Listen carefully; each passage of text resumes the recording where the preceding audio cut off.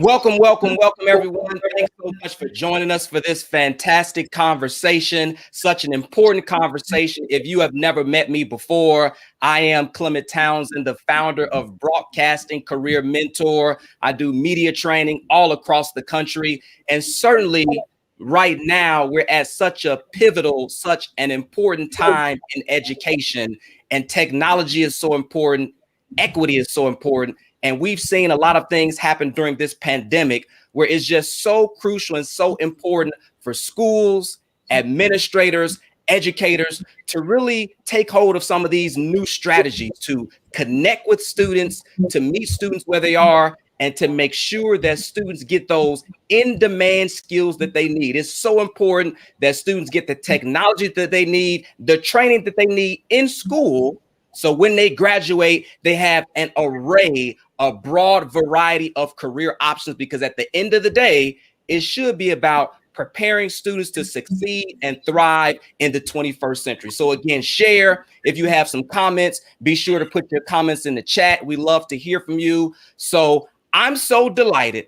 I'm super excited to be joined by an amazing gentleman out of California by the name of Ken Shelton. This guy has worked as an educator for over 20 years, most recently taught technology at the middle school level. He regularly gives amazing keynotes. I've seen him all over YouTube, watched so many of his speeches, presentations, consults, leads workshops covering a wide variety of educational technology, equity and inclusion, multimedia literacy, cultural relevance, visual storytelling, and instructional design topics.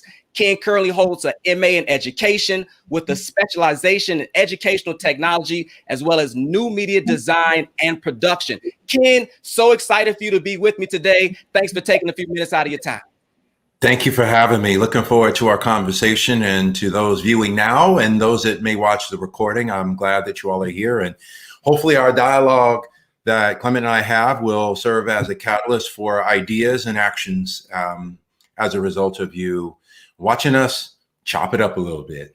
Absolutely. So again, if you have any comments, I'll try to monitor the comments as I can, but be sure to put those in the chat. Be sure to put those wherever you're watching them, whether it's a YouTube, whether it's a Facebook. Be sure to add your comments or your questions in. But Ken, in the beginning, I talked about, in my opinion, the importance of technology, and certainly technology and equity, with all students having access to this technology. Can you share your thoughts on maybe how the pandemic has brought this issue to the forefront, how it shed a spotlight on this issue, and why you believe this is so important? Yes, definitely. So sunlight's the best disinfectant. And what I think this pandemic has done is it has forced people to see what many of us have seen for at least a decade, if not longer. And that's more around the fact that just simply putting devices in the hands of students isn't enough.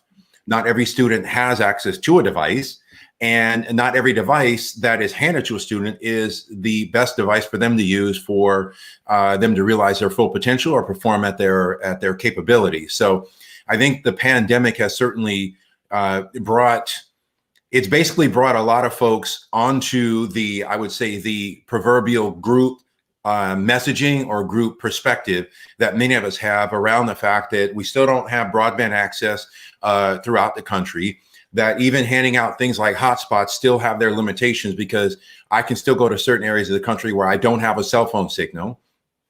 And then even within that, and this is something I brought up to a number of superintendents, is that when you hand out hotspots, that should also come with an advisement to all the teachers as to be mindful of what kind of platforms you're using, because the bandwidth capabilities of those hotspots is not necessarily going to be, it may not allow them to have the type of access that their counterparts or their peers may have if they have broadband access. And then, of course, you have to consider the fact that in some cases, if you've got multiple students under the same roof, they're not going to hand out multiple hotspots. They're going to hand out one for the household. So you see, it's all the above. It's what does the infrastructure look like in regards to broadband access? Why is it that it's not ubiquitous throughout the country, which it should be? The internet should be designated as a utility. Okay, let's start off there. Then let's look at the infrastructure. And I know that in our current president, he had broadband access to many of our rural areas in the infrastructure bill, but part of the negotiations is thinking about removing that, which I don't think that should be a non-negotiable thing. For sure. And then of course, I see a lot of things with districts where they're like, well, we're a Google district, or we're an Apple district, or we're a Microsoft district. And I always follow it up with, look, it's great that you're focused on technology and you want to acquire it and put it in the hands of the learners. But how do you know that those things are best for all? You see, that's where you get into the whole idea around treating everyone the same can be just as inequitable as treating everybody differently. So and then once you get the broadband, the infrastructure, the right devices, understanding what the connections are, then it goes into the whole thing, which I think is important, is how are they being used? So that's how all those things tie into what I would call digital equity, for sure. Yes, sir. It's layers to it, or should I say it's levels to it. Absolutely. Right. It's levels to it. So when we talk about, the broadband and the access to internet and things of that nature and devices, I want to hit on this device part for a minute, because I was speaking with an administrator and he told me his school was 2 to 1. I was shocked because, I talk with administrators around the country. I'm sure you do as well. I think that's rare that I hear a school is 2 to 1. They said the students have a device for at home and a device for at school, which is phenomenal. I still think there are, and you can correct me if I'm wrong, there are a lot of schools that are not 1 to 1.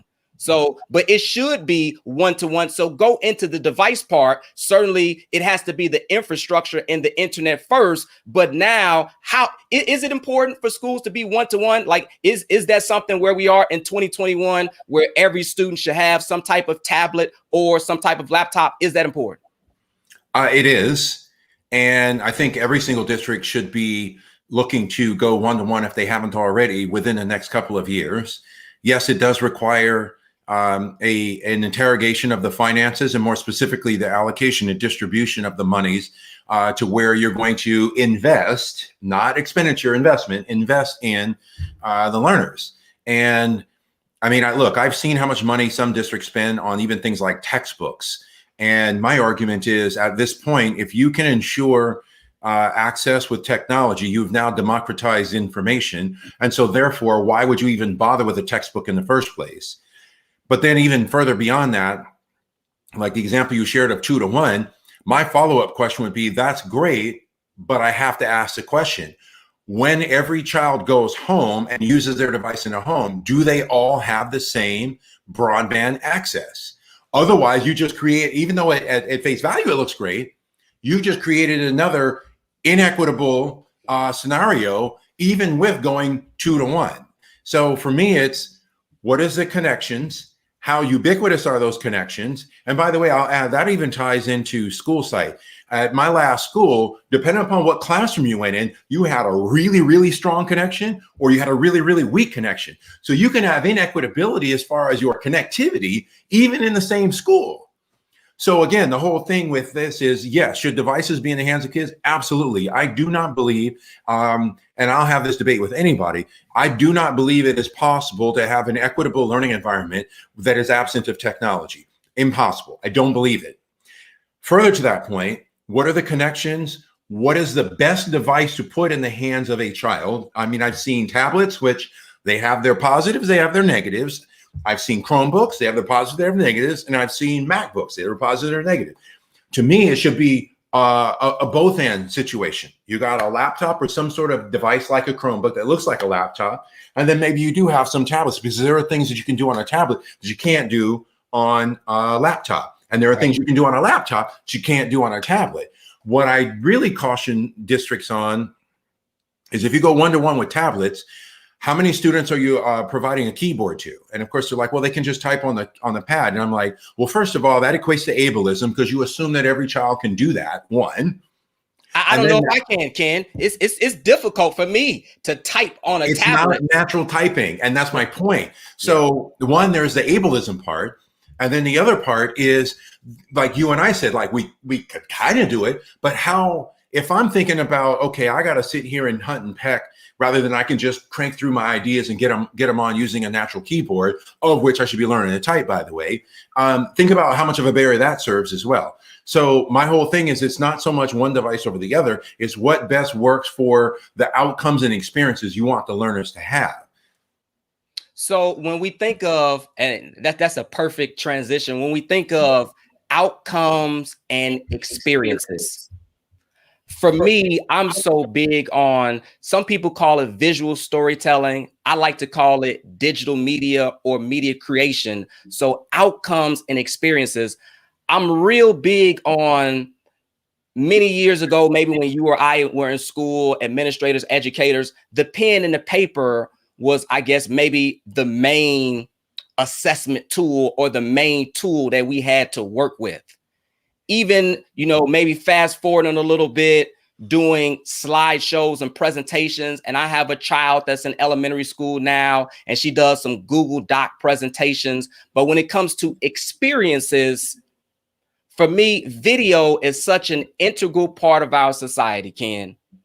I work with students on a regular basis. I did a session with some young men out of Brooklyn yesterday, and I asked students, how often do you watch YouTube? Some of them said on the weekends and here and there, but the majority of students, every time I ask this, say daily.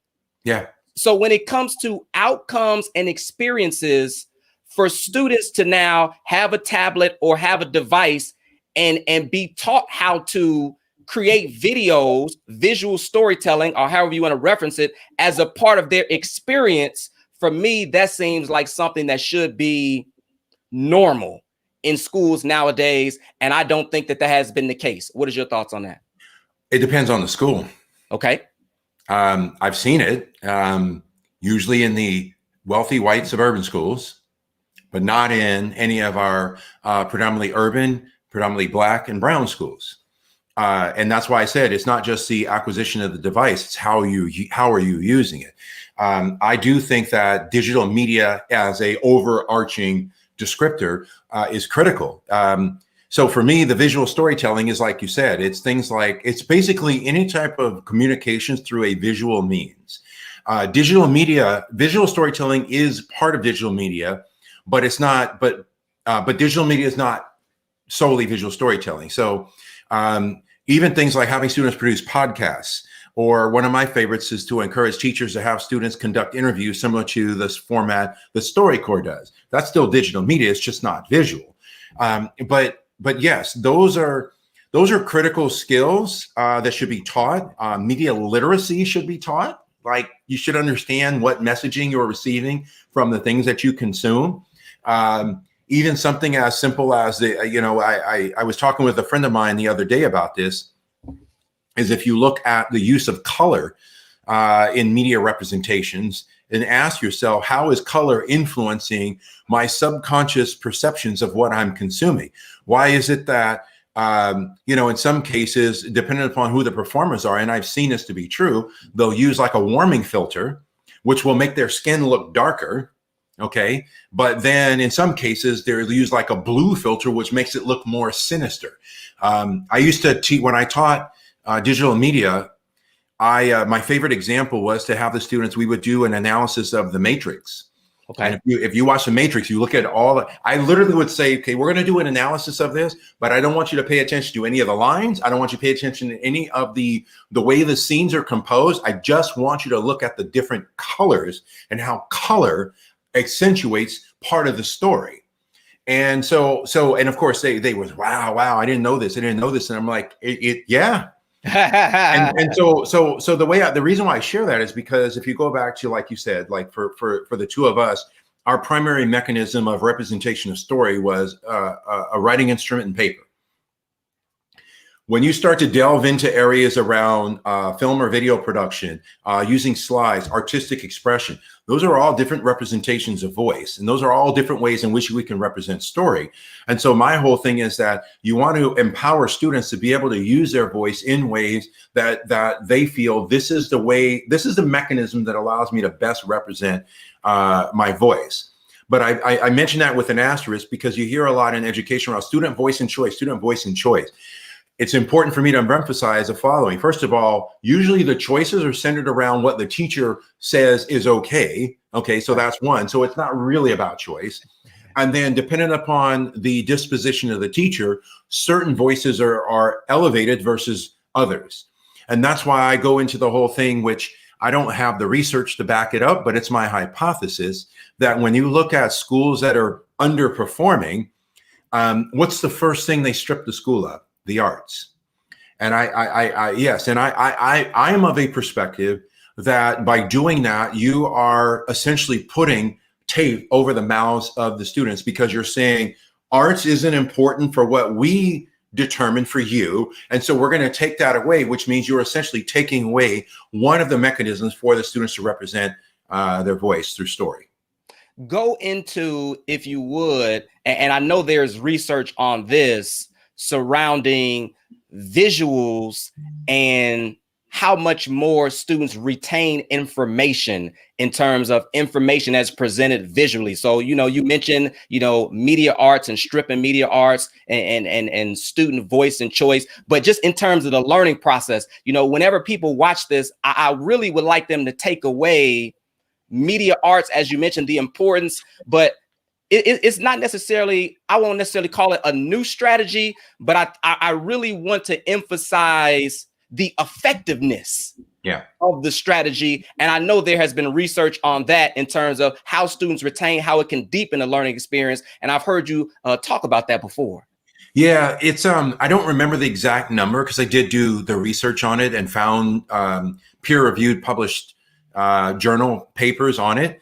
And if I remember correctly, for most of us, okay, nothing's in absolutes, most of us, any type of information that is delivered strictly auditorily, your average memory retention rate of that information is 10%.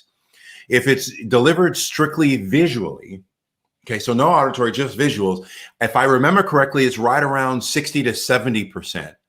If it is done both and woven into a narrative, you're getting up over 95%.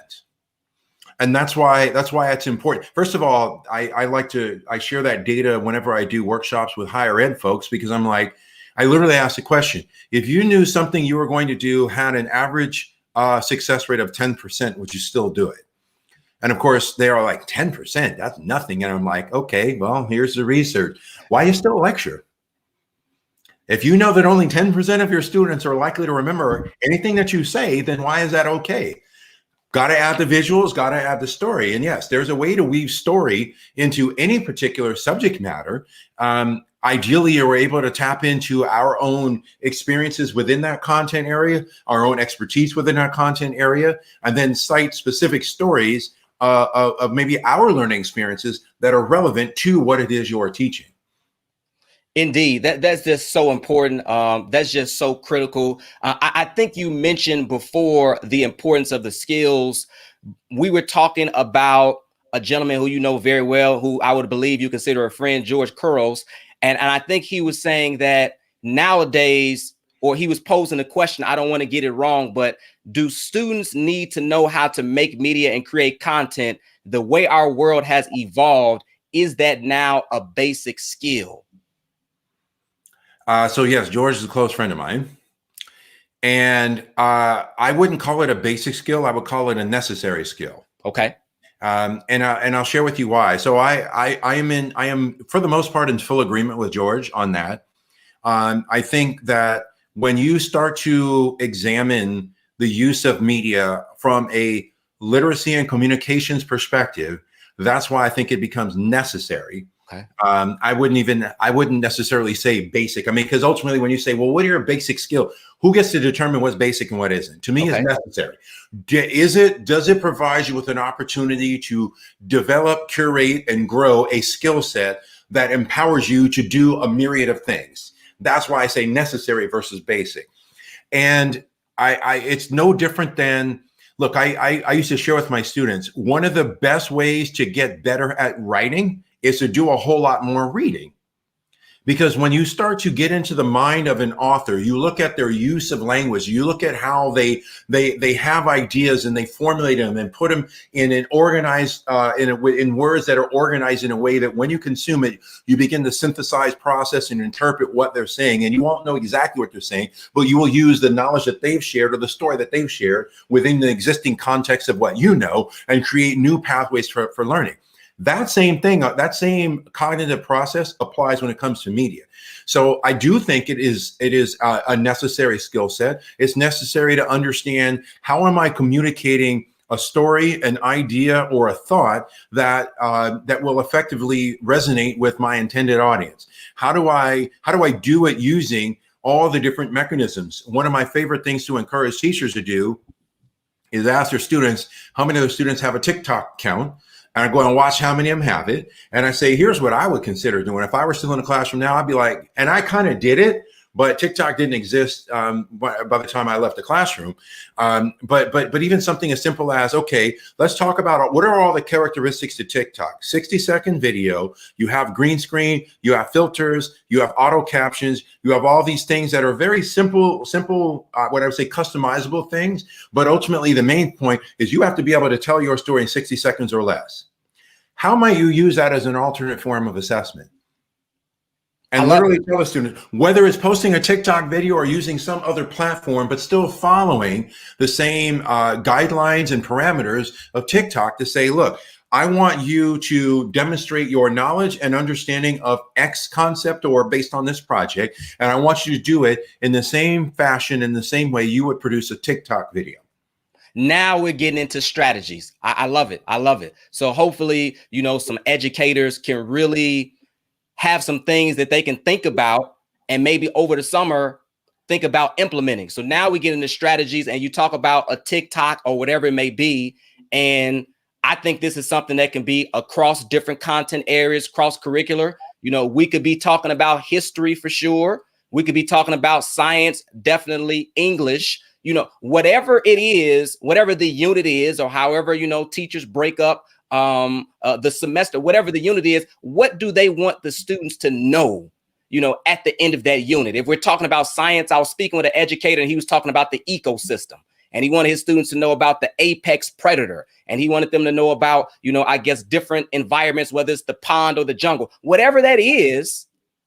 As you mentioned, Ken, why not just try to do some type of TikTok assignment and see what the students create, see how they display their mastery of learning, see how they show their understanding. Now, for me, that is a new strategy, but I just believe that's meeting students where they are, because I hear so many educators in so many circles talking about engagement. I can't believe that students wouldn't be engaged if the teacher gave them an option to create a TikTok video for one of their assignments. Your thoughts? Yeah. I mean, look, the thing is one, it requires a relinquishing of control and power of the teacher. Okay. But that's okay, because ultimately by offering multiple ways in which you can represent your learning, it serves as a catalyst for learner empowerment. And to me, that should be the goal of every educator. That was a goal with me in the classroom. My whole thing was, look, I'm not here to save you. I'm here to provide you with an opportunity for you to realize your full potential within the context of this particular assigned subject matter. But ultimately, my goal is for your own empowerment. I want you to be able to learn and identify what assets and what skills that you have, and find ways to use your voice that not only communicate your knowledge and understanding of what we're learning to me, but also to your classmates as well. So yes, to me, it's thinking about what are the platforms that students are using to get connected. And to the point you brought up earlier, which George is 100% correct. If you think about it in terms of media, it could be TikTok, it could be YouTube, it could be Snapchat, it could be Instagram. What matters is, how are you using those platforms, and how might we utilize those same skills, and even in some cases, parameters, to design or for you to represent your knowledge and understanding of fill in the blank of X. And I think that the more that we do that, the more that we encourage students to experiment with their voice, to be able to look at ways in which they are using, the media for representations, the more it will serve as a learner empowerment. And by the time you've done it enough, you say, okay, I know exactly how to do blank to accomplish what the teacher wants. And I know some teachers, I've had a conversation with teachers who are like, well, I'm not sure how to assess it. And I'm like, okay, what you want to do is you want to assess for proficiency. And this is why I actually caution against the use of the word mastery. You want to assess for proficiency and say, for example, like you just mentioned, like apex predator. So for me, it would be like, okay, define apex predator. What are examples of an apex predator? Can you give different examples depending upon the environment the apex predator is in? So for example, a shark is an apex predator, but so is a bear, but they're two completely different environment. So I would be like, I need to know, define apex predator, give me some examples within environmental context. And then now you do you represent it all in your story. But you see, you've shown proficiency in the base level understanding, if you will, of the reason why we're studying this particular unit, but how you represent it is where the creativity comes in. And I think creativity serves two purposes. Again, learner empowerment, and really, it's just I think creativity it can be therapeutic. You don't hear enough about it, and we should hear more about it. But the whole idea around restorative justice, social justice, even equity. Look, creativity is part of all of that, and you can't grade for creativity. But what you can grade for is the content that you supported the students in using their creativity to represent. Yeah, when you went into just the apex predator with the bear, or with the shark, or with the lion, to me that just jumps out visuals like that. Like if I'm a teacher and I want my students to show whether it's proficiency or understanding or whatever the case may be, like for me, that's a natural connection. Again, I was a journalist for 17 years, Ken. I was on TV for 17 years. So maybe my mind just thinks in visuals. But for me, where we are nowadays, in terms of technology, in terms of platforms, if students have a device, if they're able to have a tablet, or getting back to if they're able to have a laptop, like for them to be able to add visuals to it, and now for their work to be showcased in class for other classmates to see what maybe another student did, like that just drills, or for me, that just like reiterates, it just takes learning to another level in my mind. It does. And to your point, and this is something I used to do, and I encourage educators to do, the audience shouldn't be me. Okay. Or let me rephrase that. The audience shouldn't only be me. Okay. To the point you just shared. I used to do this. So I had one of my favorite projects. I love sharing this story. So one of my favorite projects I used to do with students, and there's actually a YouTube channel that dedicated to this now as well. It was 60-second documentaries. So I taught the students all the different, there's 6 different types of documentary style storytelling. And the most popular ones we know of are expository and participatory. So I'll give you an example. 13th is expository. Super Size Me is participatory. And so then ultimately it was like, I want you to follow the protocols of a documentary style story. You're going to identify one of the types on which you will tell that story, and you're going to produce a 60-second documentary. The theme for my favorite project, the theme was stories from the community. So you're a journalist. So this is one where I have to have an awareness of what's going on in my community, which most of the students did. Okay. I have to be able to identify a problem or a challenge. I have to say why it's a problem or a challenge. I have to have data to back up the fact that it's a problem or a challenge. I have to identify who it affects the most. And then I have to also essentially have a potential solution. So for me, with those, it was for example, the way I assessed it, first of all, did you stay within a time frame? And did you follow those 4 critical components to it? How you chose to produce it. Now, of course, I would tell the students, like, one of the best things to do is use an establishing shot so I know where you're telling a story from.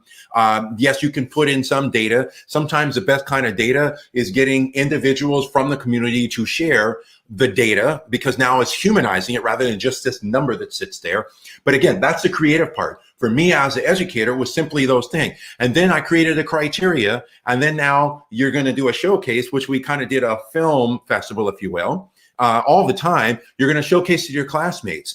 Now, I didn't do it where I would display them for the whole class to see. We would just have a list. Here's a list for the day to watch. And then they had, like, at the time, they had a Google form, and they had to assess, did they follow the documentary storytelling protocols? Can you identify what type of documentary it is? Can you identify what the problem was, what the solution is? And do you have any additional information to share that would augment the solution that was presented? So you see, now again, this goes to the media thing. They're producing it, they're consuming it. Both are from a critical perspective and a critical lens. One is I'm the storyteller, and now I'm consuming a story, which again goes back to my point of reading and writing.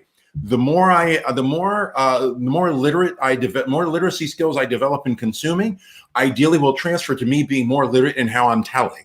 And it was great with that, because what would happen also, which I don't know if you can tell embedded within that last question, what potential solutions can you recommend that build upon the solution that the storyteller told? So you see, now I'm affirming something you've done, not being critical at all. Like sometimes there could be critical, like, yeah, I couldn't quite see this. And then I would ask him, were you crystal clear in identifying the problem? Go ahead and watch your own documentary and then see if you were clear enough. But ultimately the best part was, I've listened to I've consumed what you produced. I've seen the problem. I've seen your solution. I have an idea to add to your solution. You see what that does? That serves as a storytelling of affirmation that was normalized in my classroom with the students. I'm curious, what content area did that fall under? So that was my certification. I have two different certifications here in California. One is in secondary social sciences, and the other was in career and technical education. So that was in a technology lab that I taught in when we did that. Okay. And of course, the whole idea around that is it was multifaceted, multidimensional, and cross-curricular. So what about the teachers who aren't necessarily, what's the word I'm looking for? They aren't up to speed, I guess, with technology is the best way I can put it. You know, yeah. We've talked about how pen and paper, was the method many years ago. I always discuss a lot of teachers got their degree in, elementary education or whatever, that specific educational, degree was in, but they didn't get a degree in media. You just talked about doing documentaries. Certainly, I believe, and I'm with you, that is super important. But for those teachers that can be hesitant, to kind of relinquish the power, and they don't know how to do that skill set, how can they actually start to implement something like this? We've been talking about video creation. They never got trained in that. And I'm sure you connect with those sort of educators. How can we help them, or what can we say to them to try to help them overcome those barriers to now, as we've talked about, help their students get these in-demand skills to meet them where they are, but using some new strategies, hopefully to engage students more? What about this group of teachers per se? Right. And that comes up, and that's to be expected. The first question I ask teachers when it comes to that is, how well do you know your students? I can tell you right now, there's a high probability, not a guarantee, but a high probability, there's already students in your class that already know how to do it. So then the bigger question is, what do you need to do to discover who already knows how to do it and empower them to share their skills, their understanding, the mechanisms with their classmates, with their peers? You're not going to know all things of everything, and there's no need. But the question, but then it goes to the whole thing that I challenge educators on. Are you willing to relinquish some degree of that classroom dynamic, that classroom power, the whole hierarchy in a classroom, to empower students? It's okay if you don't know. And in fact, I would argue that you're a lot more likely to have a collaborative, cohesive, and truly affirming learning environment when you acknowledge some of the vulnerabilities or some of the lack of skills that you may have that some of the students may have. I had no problem doing that. I literally would tell my students, look, I know a whole lot, but there's a whole lot more that I don't know. And that's precisely why, at least in our environment, learning is relational, not transactional. It's not, I do something with you and then you give me feedback and I give you feedback. It's, we're going to do some things together. Here's what I want to look at. Who has the skills that are necessary to at least get us started? How might you share those with your classmates? How might you share those with me? How might we uplift each other? That's a truly equitable learning environment. The phrase I like to use is a rising tide lifts all boats. How are we going to rise the tide for everybody? What role do you feel administrators play in this? Because certainly we've talked about educators, those that might be hesitant with technology. I believe we gave some good examples about how this could be cross-curricular, and we talked about science, but certainly, you know, most things start at the top, you know, and there has to be an environment, there has to be a culture. It kind of has to, you know, come from the top that this is important. Have you seen a lot of administrators, whether it's the pandemic or in the many years you've been doing this work, have you seen a lot of administrators that understand this art's important? Or, and you might have answered that question when you say a lot of times it gets cut. So you might have already answered that question, but what role do administrators play, and how can we encourage those department heads or those in leadership to implement these programs and start to discuss the importance of their teachers or their educators getting on board and starting to potentially use some of these strategies? Right. I think one is the awareness. So in many of the conversations I've had with district level and site level administrators, it's things like, what would you describe the experience, the students at your school or within your district? What would you describe their experiences as? And then I take them through a lot of that. And I would say, you know, what are the representations of learner empowerment that you've seen? And how might you ensure through your messaging, allocation of resources, professional development opportunities, how might you ensure that the opportunities for learner empowerment will grow so that every child can say, I feel that I can be my whole true self and that my needs are met. And so it really just boils down to that, because ultimately an educator, a classroom teacher is only going to be able to do so much. And this is quite frankly an argument I have with quite a few people, that they'll say things like, well, we need to just shift the power. I'm like, you ain't shifting no power unless you change that policy. And in a myriad of ways. And look, I don't go into the whole personal attack thing, because I'm not going to attack them personally. I'd rather examine and interrogate the ideas that they have, which I would expect the same for someone to have of me. But ultimately, the whole idea around a lot of these things, if you don't start to interrogate some of the systems and some of the policies that are instituted by administration, site level, district level, then you're doing nothing more than still coloring within the same lines. And so for me, it really is a function of asking ourselves that question: how is what I'm doing associated with learner empowerment versus, for example, saviorism? Because a lot of teachers, unfortunately, and I was one of them from early, I should be clear on this, I was one of them in my early part of my career. The way I was conditioned to think and trained to operate, especially in my credential program, the kids need you, they need you, they need you. You got to be there for the kid. That's a savioristic mentality. And that doesn't help you, the educator, and it sure as heck doesn't help the student. The whole idea is you want to support students in identifying what strengths they have, what skills that they have, and how they might use those skills within the context of all of the learning environments, so that they can say, okay, I know what I'm good at, and I know how to represent my knowledge and understanding of fill in the blank based on what I'm good at within the context of this content area that I am learning right now. And so I think for the administration and for district leadership, it's really being intentional and purposeful in a messaging around the fact that you want students to be able to produce multimedia content, to be able to recognize that their voices matter, and that there's no voice that is centered or elevated higher than any other voice. And then as long as the representations are aligned with a proficient representation of your learning, that's what matters. you hit so many points there. I mean, you hit learner empowerment.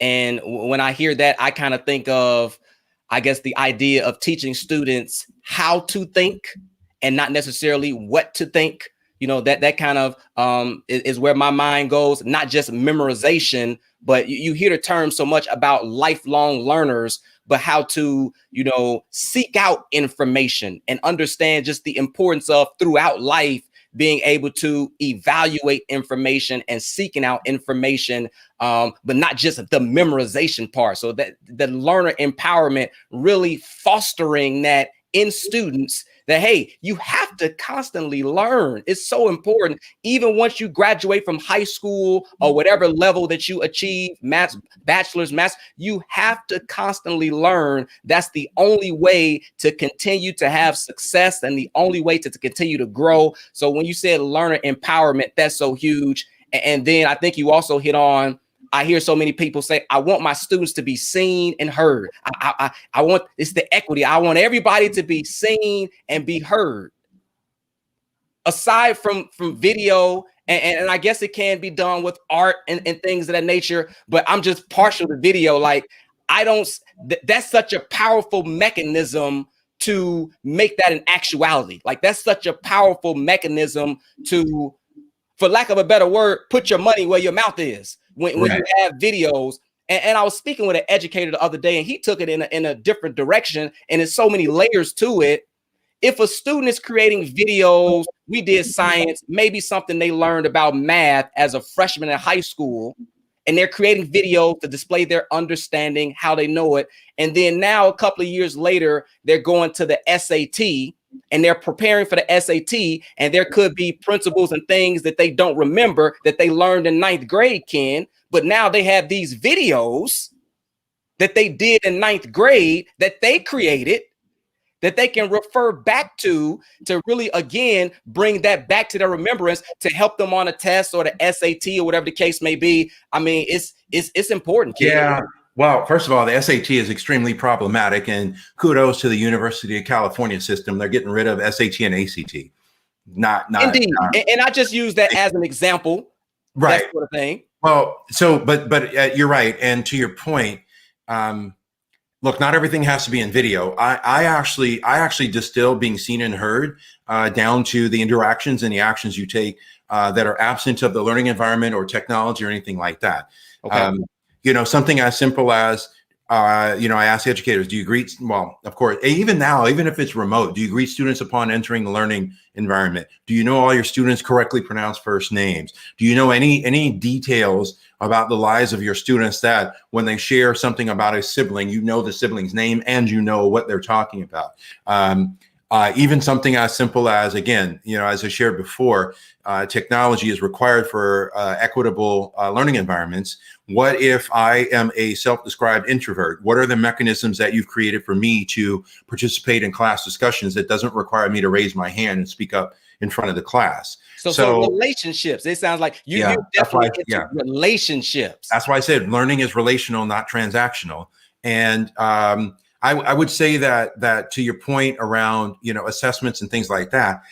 I mean, look, I for the longest, I was a big supporter and big fan of students designing and curating their own digital portfolios as well, which would serve the purpose you're just now talking about. I recognize that that's a little bit of a heavier lift for a lot of educators, but I also think that there's power in being able to engage in several things. So one, the phrase based on what you just shared, the phrase is metacognition, which is thinking about thinking, and reflective practice, because ultimately part of me being able to be better going forward is to think about what I did back then, or what I just did. Think back, reflect back on what I just did as a catalyst for what I will do going forward. And when you have the archives for that, when you have, you know, when you have your receipts, I used to always say that to my student, I'm like, when you've got receipts, you can show some things. And so I do think it is important to be able to do that, and do it in a way that is authentic and that is from an asset perspective, and that is also empowering for students. Because again, in the end, look, how many of us are going to remember the things that we were taught, the memorization piece? I don't even need to remember a lot of stuff I was taught, because that's what Google is for. Okay. What I do remember and what I do know is, where do I need to go to find the information? How do I appropriately vet the information I consume for its authenticity, accuracy, and usefulness? And then in turn, how might I use those skills across a myriad of things? How do I know how to manage my time? That's why I show the story to my students that one of my first biggest lessons when I got to college was time management and discipline. Because I was a freshman, I was playing on the football team, and I had calculus at 8 a.m. And of course, my thinking was, well, high school started at 7:50. I can do class at 8 a.m. Wrong. And so I used to share with the students, I'm like, look, that's not something you're going to find on the test. The only way you understand time management and discipline is to engage in endeavors of which you have to manage your time and be disciplined based upon that. So those are the things that we would do in class, because are they going to remember the little things? No. That's not, and arguably, again, I'm not convinced that some of that stuff is that important when you can use Google to find a specific date. What is important, and I'll give you an example when I taught social studies, what is important is I would tell my students, we're not going to study history. I want you to think like a historian. We're not going to look at history in a linear capacity. We're going to look at it as a cyclical thing, because oftentimes history does repeat itself. For sure. So therefore, you have to be able to effectively analyze what happened then that influences what's happening now, that we might predict what's going to happen later. Why did it happen then? What were the conditions that are similar to now? And if it's something that's a negative, how might we prevent those conditions from creating another cycle of the same thing that occurred? You see, so now remembering specific individuals, which they'd remember for the most part because it was within context, but remembering specific dates or specific individuals, that's less important than being able to look at it from a critical perspective to say, okay, I now understand fully why this happened, that led to this, that led to this. And this is how what happened then influences my life today. My favorite example I'll share with you real quick was, here in California, was studying like the mass move. I can't remember what I called the project theme, but it was something along the lines of the mass movement of natural resources. And so, of course, for here in California, especially in Southern California, is water. And so we get most of our water comes from the Sierra Nevada mountains, which are up in Northern California. And I would ask, how's that water get down here? And of course, they're like, oh, well, we have an aqueduct system. I'm like, yes, we do. Well, guess what? I have a picture of. And I put it up. I'm like, because I know y'all are like, why do we need to study history? Why is it important? And I put up a picture from one of my trips to Rome. And I'm like, look at that. What do you think that is? They're like, oh, that's an aqueduct system. I'm like, right. They get their water from the mountains. Roman Empire. When do you think that was built? And you see now, I'm like, see, studying it and looking at it critically. Oh, we had a large group of people. We don't have enough natural resources here, but they are here. Okay, how do we get it from here to there? And of course, you think about even something like an aqueduct system. You've got your environmental impact and your environmental studies component. You have your engineering, more specifically civil engineering component. You have your science component on the need for the resource in the first place. You have your conservation component. I mean, you see, even with just something as simple as that, all those other ways that it factors in. And I know I don't know if the data is available now, but I know at one point we were trying to look at what is the volume of water in cubic feet that is necessary. How much cubic feet of water do you need to move over X period of time to ensure that it's accessible to all the residents of Los Angeles? Now there's your math. Right. So again, you covered a lot of different aspects with that, for sure. And that again just gets the student's brain to start thinking and critically thinking, which is so important. And you were doing that in a very engaging way. And I think a way that they can connect it to things where it's not so much as, why do I need to know this? If you can take what a student is learning and connect it with things that are relevant to them or things that they understand, certainly it has a much greater impact, in my opinion. So as we get ready to wrap things up, I would just say, well, I do want to add one quick point to augment what you share, because I think it's important for our recording here. There's two things that I shared that you just pointed out as well with that. One, by doing it and providing contextual, relevant references, that is part of being culturally relevant and culturally responsive, because the kids consume water. Yeah. Okay. They've seen the aqueduct system, especially here. If you drive towards Six Flags, you can see it. So most of them had seen it, although I could put up a picture. So one, I drink water every day. Two, oh, I've seen that on my way out to Six Flags or driving that direction. See, now it's relevant because it's like, okay, let me explain to you how something way back then is relevant to something you do now. And I would argue that by doing it that way, that is one of the key pillars to what I call decolonizing the curriculum. Because you see, now I'm taking something that is standardized across the board, and I'm saying, okay, it is through predominantly a white-centered lens, and it is absent of any degree of local context, local reference, and local relevance. And I'm saying, now I'm going to take this and I'm going to ensure all of those things are in place. I have now decolonized that curriculum, but I'm still teaching within the subject matter content area. So important for sure. So helpful. And I think definitely has an impact on students and their achievement. I believe graduation and just their future, just the way that you bring things about, the way you see things, the way you've taught students, and hopefully other educators understand, found some value, and certainly can start to improve or enhance some of the things that they're doing. Right. Ken, certainly, what's the best way for people to connect with you? How can people find you if they want to chat with you and converse with you more? Yeah, I mean, I'm on the socials. I got them both right here. I've got, hold on, let me move this way. I got Twitter, Instagram and Twitter. I use both of those heavily. Then my website is kennethshelton.net. And yeah, I mean, that's it. And, we're getting more and more post-COVID to the point where hopefully we'll be able to, we'll all be able to see each other in person at some point. So. Absolutely. So we do appreciate Ken for his time. Hopefully some teachers, educators, administrators found some valuable tips and valuable information in this conversation. Certainly, if you want to connect with me, you see that on the screen as well. Facebook at C Townsend TV, Instagram, C Townsend TV as well. I would love to connect with any administrators or educators and talk to you all about how I can help your school, help your students, help your teachers with the video creation process. As a matter of fact, you can also visit the website on the screen, www.videojournalismpro.com, www.videojournalismpro.com. Anybody that watches this later on, feel free to connect with Ken, feel free to connect with me. We'd be happy to chat. Happy to speak with you, and we hope you found some valuable tips and some valuable information in this conversation. Thanks for watching.